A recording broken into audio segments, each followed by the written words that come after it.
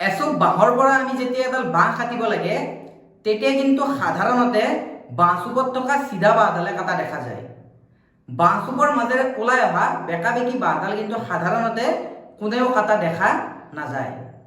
কাৰণটো বাঁহচুপৰ থকা চিধা বাঁহডাল কাটাৰ তুলনাত বাঁহচুপৰ মাজেৰে ওলাই অহা বেকা বেকি বাঁহডাল কাটাটো কঠিন। এই কথাষাৰ মোৰ নহয়, এই কথাষাৰ কৈছিল মহান দাৰ্শনিক চাণক্যই।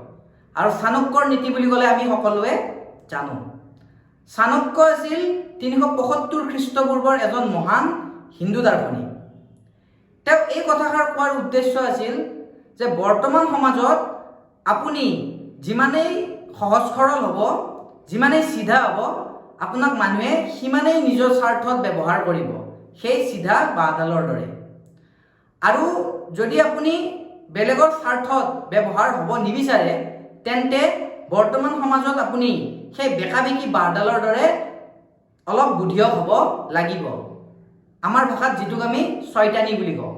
যদি আপুনি অলপ ছয়তান হ'ব পাৰে, ভাল ছয়তান হ'ব পাৰে, তেন্তে আপোনাক বৰ্তমান সমাজত কোনেও নিজৰ স্বাৰ্থত ব্যৱহাৰ কৰিব নোৱাৰে। ধন্যবাদ।